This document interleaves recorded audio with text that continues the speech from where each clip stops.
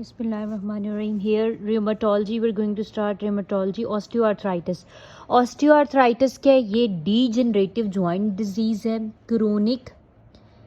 It's chronic और ये non inflammatory है. रूमाटॉइड आगे जो है वो इन्फ्लेमेटरी होगी, ठीक है. It's a non inflammatory condition, chronic. Risk factor इसके प्राइमरी और सेकेंडरी होते हैं. प्राइमरी में क्या है? प्राइमरी में वो जो आमतौर पर चेंज नहीं हो सकते, that is women gender age more than 40 plus में ऑस्टियोआर्थराइटिस होता है फीमेल्स में, और genetic and over use of joint. Secondary क्यों होता है हमारे पास? ओबेसिटी की वजह से, या एडीएच मीन्स अल्कैप्टोन्यूरिया, डायबिटीज़ या हीमोक्रोमाटोसिस. इसमें क्या होता है कि यूजुअली फीमेल्स में होता है जो 40 ईयर्स प्लस हैं, और वो जब सुबह सुबह उठेंगी तो उनकी मॉर्निंग स्टिफनेस जो है जस्ट लेस देन 15 मिनट रहेगी और फिर वो खुद ही ठीक हो जाएगी. And pain is aggravated with movements but relieved by rest, ठीक है. ये अब 4 जॉइंट्स पर होता है. जनरलाइज नोडल ऑस्टियोआर्थराइटिस, ठीक है, spine osteoarthritis, knee osteoarthritis, hip osteoarthritis. अच्छा, जनरलाइज नोडल ऑस्टियोआर्थराइटिस जो है ये विमेन में ज़्यादा है. इसका मतलब क्या है? जनरलाइज्ड ऑस्टियोआर्थराइटिस है जो कि इंटरफेलेंजियल जॉइंट्स को इन्वॉल्व करता है. It's the osteoarthritis of more interphalangeal joints. The pain, swelling, stiffness of the joint. इसमें क्या होता है? Osteoarthritis of more interphalangeal joints, ठीक है.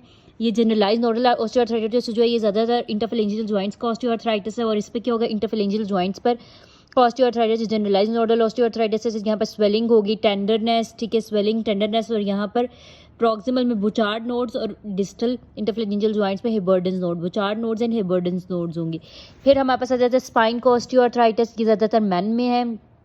अच्छा, हिप और स्पाइन का मैन में है, जबकि हिप और स्पाइन, ठीक है, हिप और स्पाइन जो है ये मेन में ज़्यादा है. नी का और जो है जनरलाइज नोडल वो विमेन में है. स्पाइन पे क्या है? सर्वाइकल स्पाइन का हो सकता है या लंबर स्पाइन का. सर्वाइकल स्पाइन का सर्वाइकल स्पोंडाइलाइटिस इसको हम कहते हैं कि नेक जो है इसमें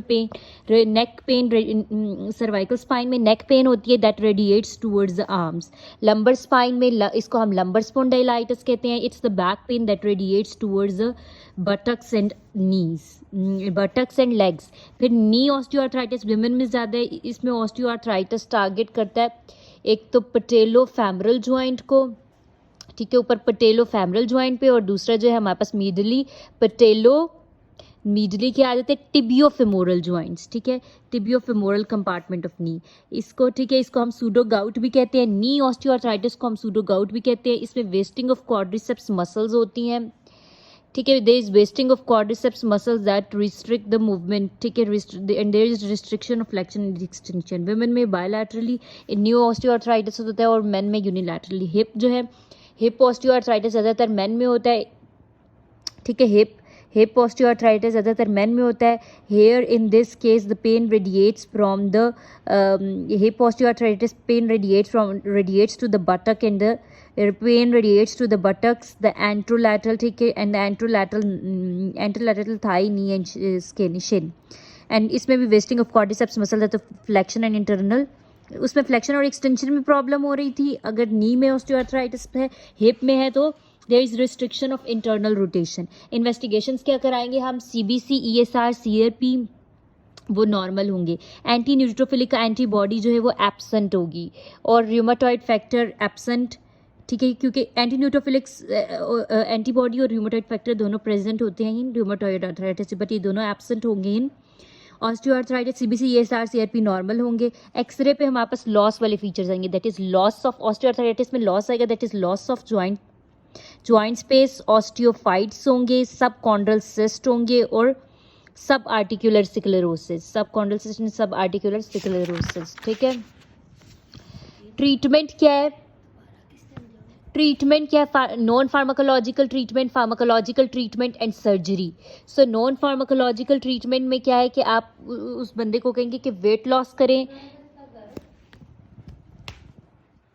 करें, एक्सरसाइजेस करें, क्वाड्रिसेप्स, ठीक है, क्वाड्रिसेप्स मसल्स एक्सरसाइज, ठीक है, क्वाड्रिसेप्स स्ट्रक्चर एक्सरसाइजेस करें, और पेशेंट्स को एजुकेट करें, ठीक है. वेट लॉस करें, एक्सरसाइज, क्वाड्रिसेप्स स्ट्रक्चर्स एक्सरसाइजेज और पेशेंट एजुकेशन. फार्माकोलॉजिकल ट्रीटमेंट क्या है?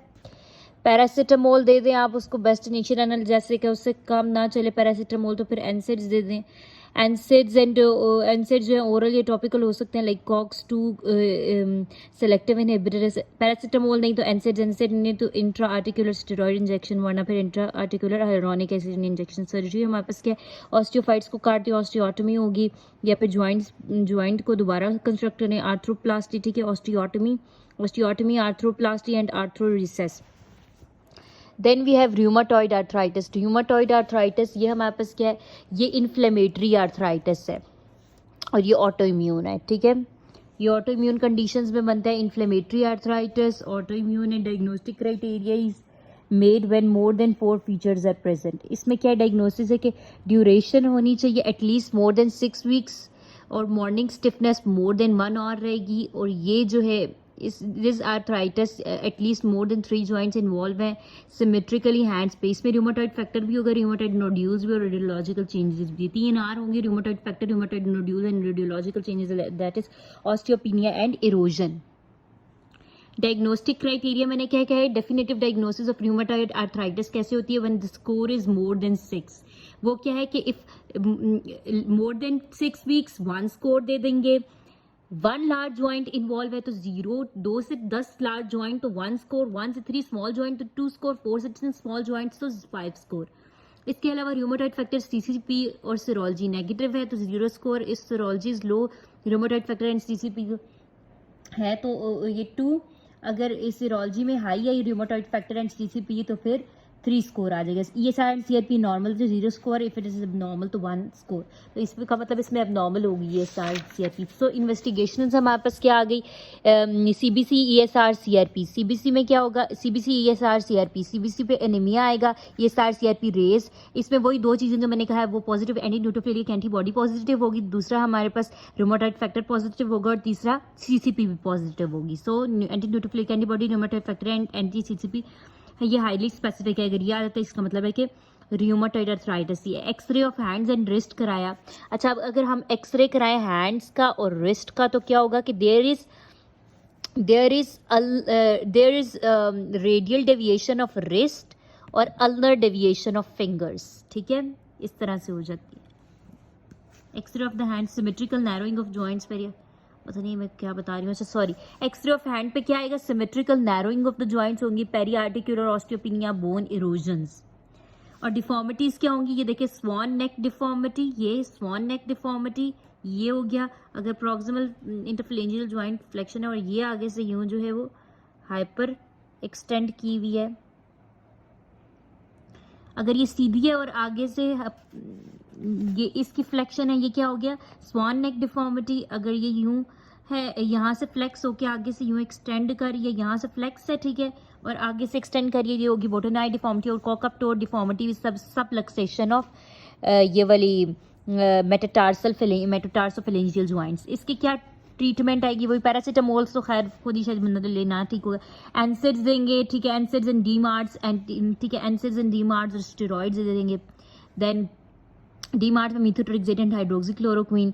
Biological agents like anti tissue necrosis factor, infliximab, anti interleukin 6 में हमारे पास टोकिलिजुमैब, एंटी टी सेल्स में अबैटोजेक्ट, ठीक है, infliximab, tocilizumab and abatacept. Surgery में हमारे पास के साइनोवेक्टमी, यानी कि हम साइनोवियल मेम्ब्रेन को रिमूव कर दे, synovectomy, joint replacement surgery, excision of metatarsal heads, क्योंकि मेटाटार्सोफेलेंजियल की सब लक्सेशन हो रही है तो एक तो हम तो एक्सीजन ऑफ मेटाटार्सल हेड्स कर सकते हैं, एक तो हम साइनोवेक्टमी उसकी साइनोवियल मेम्ब्रेन्स को कट कर दे, दूसरा हम एक्सीजन कर सकते हैं और ये जो मेटाटार्सोफेलेंजियल जॉइंट्स की सब लक्सेशन हो रही है इसकी, तीसरा हम जॉइंट रिप्लेस कर सकते हैं, जॉइंट फ्यूजन सर्जरी।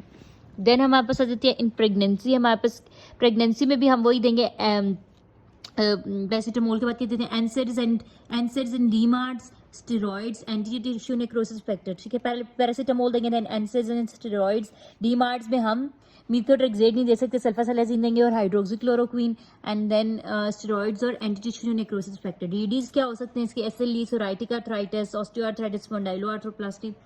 कॉम्प्लिकेशंस क्या हो सकती हैं, रूमाटॉइड आर्थराइटिस की कॉम्प्लिकेशंस क्या है, बंदे को एनीमिया हो, ऑलरेडी सीबीसी पे मैंने कहा एनीमिया होगा, तो एनीमिया होगा, लिम्फोमा हो सकता है, ठीक है, इसका क्या कॉम्प्लिकेशंस है, मैंने इस कॉम्प्लिकेशन में बताया FLAS, that is Felty's syndrome, lymphoma, anaemia and spinal cord compression. ठीक है, Felty's syndrome, lymphoma, anaemia and spinal cord compression. अब फेल्टीज सिंड्रोम होता क्या है, ये फेल्टीज सिंड्रोम में क्या होता है, सेंटा होता है। फेल्टीज सिंड्रोम में सेंटा होता है, स्प्लिनोमेगैली। फेल्टीज सिंड्रोम में Santa that is splenomegaly, Santa वही वो जो क्रिस्टन्स का बुड्ढा होता है वो।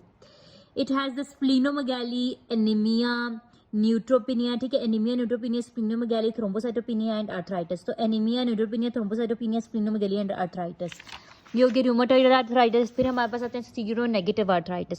सीरो नेगेटिव आर्थराइटिस को देखते हैं, पहले यहाँ तक मैं भी